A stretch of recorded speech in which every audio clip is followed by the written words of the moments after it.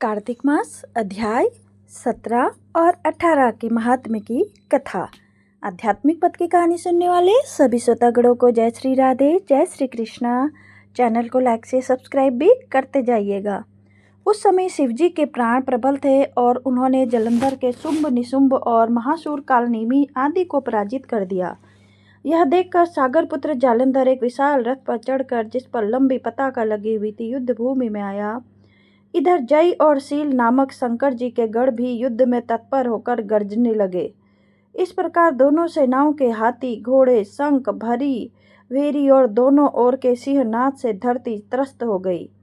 जलंधर ने कुहरे के समान असंख्य बाणों को फेंक कर पृथ्वी से आकाश तक व्याप्त कर दिया और नदी को 5, गणेश को 5, वीरभद्र को एक साथ ही 20 बाण मारकर उनके शरीर को छेद दिया और मेघ के समान गर्जना करने लगा। यह देख कार्तिकेय ने भी दैत्य जलंधर को अपनी शक्ति उठाकर मारी और घोर गर्जन किया, जिसके आघात से वह मूर्छित हो गया और पृथ्वी पर गिर पड़ा। परंतु वह शीघ्र ही उठ पड़ा और क्रोध विष्ट हो कार्तिकेय पर अपनी गदा से प्रहार करने लगा। ब्रह्मा जी के वरदान की सफलता के लिए शंकर पुत्र कार्तिकेय पृथ्वी पर सो गए। गणेश जी भी गदा के प्रहार से व्याकुल होकर धरती पर गिर पड़े। नंदी व्याकुल हो गदा प्रहार से पृथ्वी पर गिर गए। फिर दैत्य ने हाथ में परिधि ले शीघ्र ही वीरभद्र को पृथ्वी पर गिरा देख शंकर जी गढ़ चिल्लाते हुए संग्राम भूमि छोड़ भागे। बड़े वेग से भाग चले। वे भागे हुए गढ़ शीघ्र ही शिवजी के पास आ गए और व्याकुलता से युद्ध का सब समाचार कह सुनाया। लीलाधारी भगवान ने उन्हें अभय दे सबका संतोष वर्धन किया। अब रौद्र रूप महाप्रभु शंकर नंदी पर चढ़कर युद्ध भूमि में आए। उनको आया देखकर उनके पराजित गढ़ फिर लौट आए और सिंहनाद करते हुए युद्धों से दैत्य पर प्रहार करने लगे। भीषण रूपधारी रुद्र को देख दैत्य भागने लगे। तब जालंधर हजारों बाण छोड़ता हुआ शंकर की ओर दौड़ा। उसके शुंभ, निशुंभ आदि वीर भी शंकर जी की ओर दौड़े। इतने में शंकर जी ने जलंधर के सब बाण जालों को काट अपने अन्य बाणों की आधि से दैत्यों को अपने फरसे से मार डाला।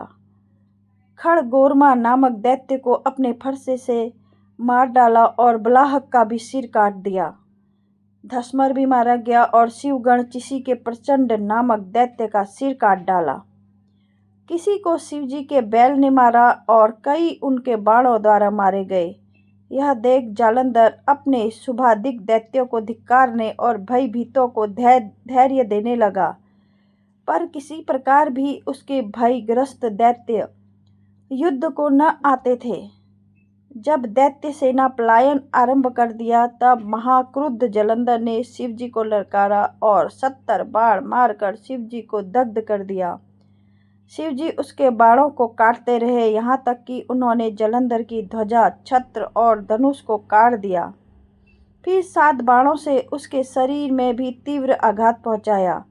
धनुष के कट जाने से जलंधर ने गदा उठाई। शिवजी ने उसकी गदा के टुकड़े कर दिए। तब उसने समझाया कि शंकर मुझसे अधिक बलवान है, अतः उनसे गंधर्व माया उत्पन्न कर दी। अनेक गंधर्व अप्सराओं के गण पैदा हो गए। वीणा और मृदंग आदि बाजों के साथ नृत्य व गाना होने लगा। इससे अपने गणों सहित रुद्र भी मोहित को एकाग्र हो गए। उन्होंने युद्ध बंद कर दिया। फिर तो काम मोहित जालंधर बड़ी शीघ्रता से शंकर का रूप धारण कर वृषभ पर बैठकर पार्वती के पास पहुंचा। उधर जब पार्वती ने अपने पति को आता देखा तो अपनी सखियों का साथ छोड़ दिया और आगे आई। उन्हें देख कामातुर जालंधर का वीर्यपात हो गया और उसके पवन से वह जड़ भी हो गया।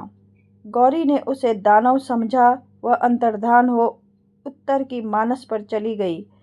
तब पार्वती ने विष्णु जी को बुलाकर दैत्य धन का वह कृत्य कहा और यह प्रश्न किया कि क्या आप उससे अवगत हैं। भगवान विष्णु ने उत्तर दिया, आपकी कृपा से यह सब मुझे ज्ञात है। हे माता, आप जो भी आज्ञा करेंगी मैं उसका पालन करूंगा। जगत माता ने विष्णु जी से कहा, उस दैत्य ने जो मार्ग खोला है उसका अनुसरण उचित है। मैं तुम्हें आज्ञा देती हूँ कि उसकी पत्नी का पतिव्रत भ्रष्ट करो, वह दैत्य तभी मरेगा। पार्वती जी की आज्ञा पाते ही विष्णु जी उसको शिरोधार्य कर छल करने के लिए जलंधर के नगर की ओर आ गए। ये थे हमारे अध्याय 17-18 की कहानी। आगे की कहानी के लिए फिर दूसरे वीडियो में। जय श्री राधा, जय श्री कृष्णा, जय श्री हरि।